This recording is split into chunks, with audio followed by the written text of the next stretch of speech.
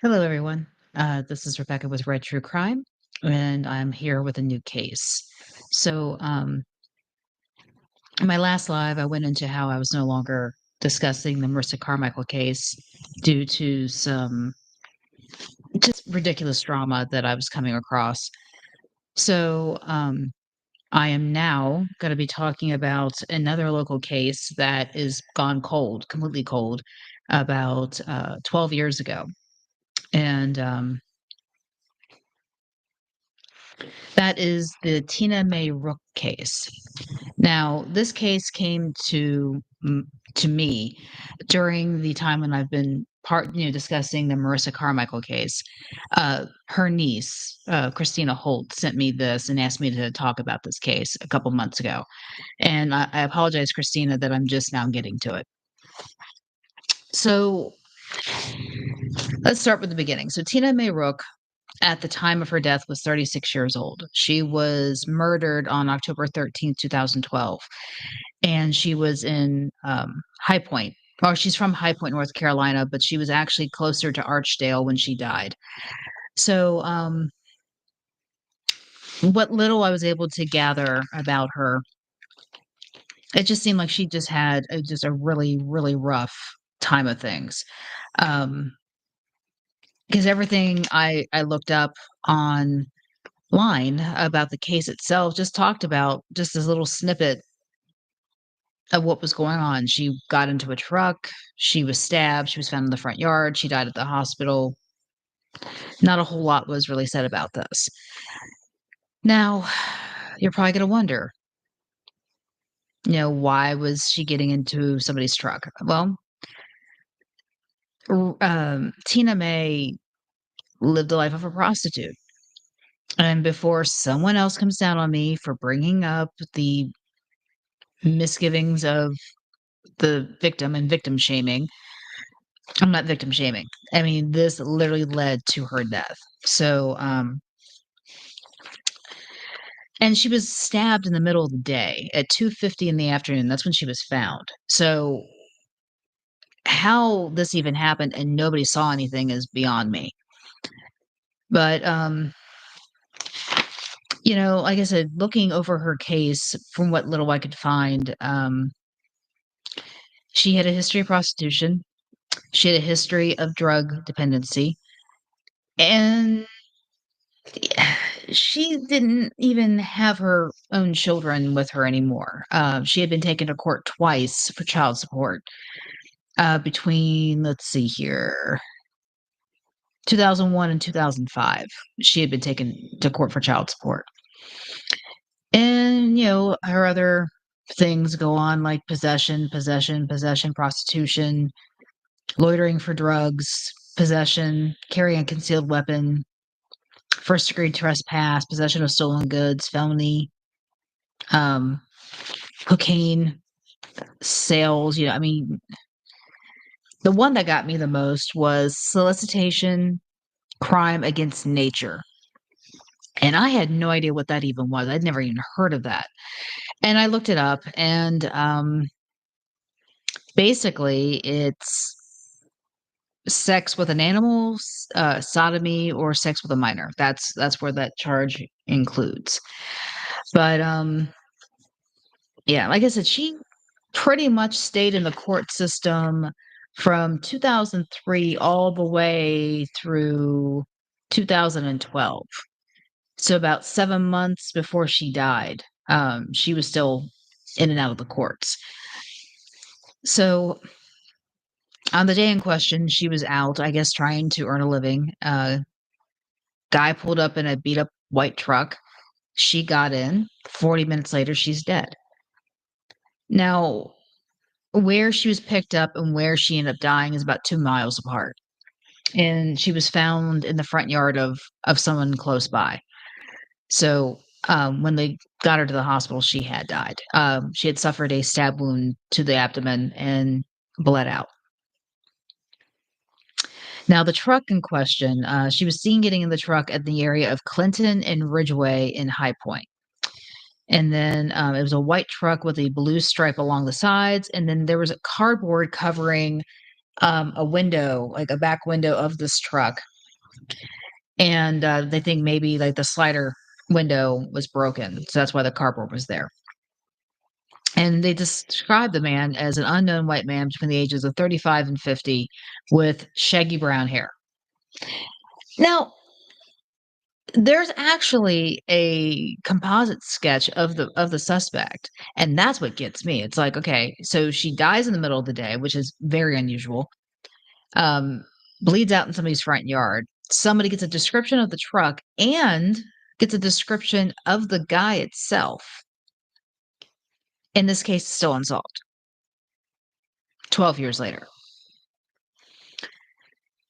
Now, are we running into the same bias as, some other cases where the victim has a history of prostitution and drugs and the police don't wanna mess with it? I don't know. But it's sad because when you look at, like, I mean, this woman just really, like, lived in the courthouse. She really did. I mean, oh my god. Mm. She really lived in the courthouse. But, yeah, so, like, her 4 kids, she didn't have them. She was 36 years old when she died, and it seemed like a good part of her life from, like, about, let's see, 2003, 2012, that's 9 years, so she was probably about 27 when she started getting in trouble. So what happened to her before that? What caused her to go down this road to live such a high risk lifestyle to be a victim like this? And that's a good question. It's a good question. And, it's very, very sad. And, well, I think the saddest thing of all is I looked up her obituary and there was nothing. I mean, it was like 3 sentences. It was, Tina Mae Rook, 36, died Saturday, October 13th, 2012. A memorial service will be held 4 p.m. on Saturday, October 27th, 2012 at Cedar Lodge Baptist Church. That's it. That's all there is. And there were some messages, underneath the obituary. One was actually none of them were listed until 2020. So 8 years. In June of 2020, Christina Holt, "I miss you very much, Aunt Tina. You are never forgotten." Nick Richards wrote in June of 2020, "It truly broke my heart when I saw this a couple of years ago. I had no idea you had passed. You were one of the million, Tina, and are missed very much."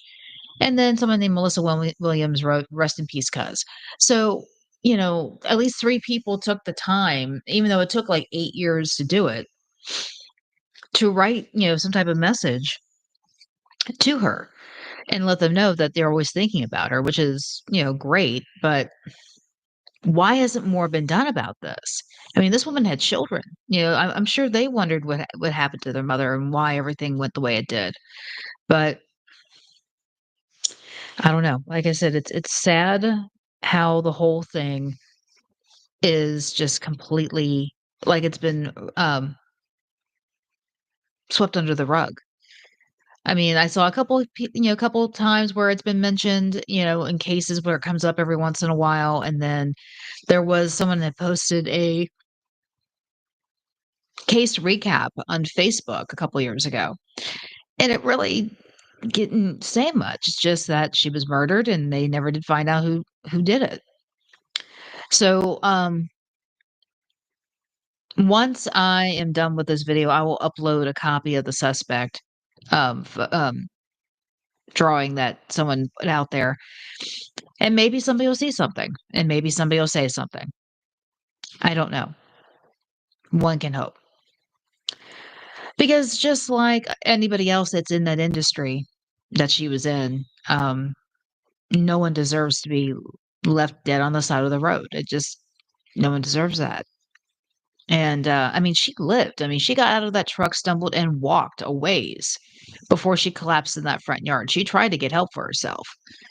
And that's a fighter right there. That's somebody who doesn't go down easy. So, does anybody have any questions or anything before I get off of here? Or because there's really not a whole lot more to this case other than, She was a prostitute, she had kids, and unfortunately, she was killed, and nobody knows who did it. I mean, like I said, somebody has an idea because there is a mugshot, but outside of that, there's nothing else. So I'll just wait here a moment, see if anybody wants to say anything.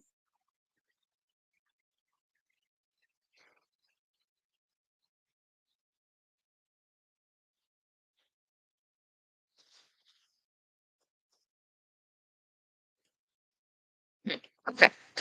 Well, since no one has commented, I am gonna go ahead and end this live broadcast. I know it's all of like 10 minutes and not a whole lot to it. Um, I did hear, on a side note with Marissa Carmichael, they are doing trying to get some groups together to do a search in Trinity for her. And finally glad somebody's doing that because I've been going on and on and on about going to Trinity for the last couple months in several videos. So glad to see that someone's trying to get a thing together. But yeah, Tina Mae Rook, Crime Stoppers offered $1,000 for information. No one ever came forward. Very sad because at least there's people out there that still care. And that's why I brought it up tonight because people care. I mean, somebody cared enough to ask me to say something about it. So I'm saying something about it. But yeah. Okay. So on that note, this is Rebecca with Red True Crime. Subscribe, like, comment, share, criticize, whatever it is you all do. You know, it's completely up to you all. But my final words for the evening is be weird, be rude, be safe. Because if you're weird and rude, they won't take you. And I truly believe that. So have a great night, YouTube land. This is Rebecca. I'm out. And keep up Tina Mae Rook in your thoughts. Maybe, just maybe, somebody will say something. This case can get closed. Have a good night.